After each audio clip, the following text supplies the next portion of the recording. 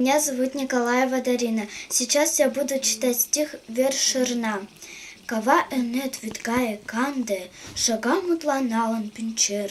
Ямлем откоч шочмом ланде, ямде чичкаш ошкуер.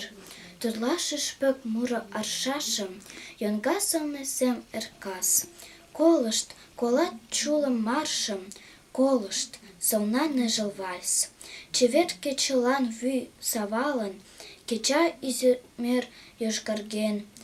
Емыш саскам шере тамлым, коч кожерлан тауштен. Пӱртӱс дене пеҥгыде кылым, арам мо кучем чон йӱлен.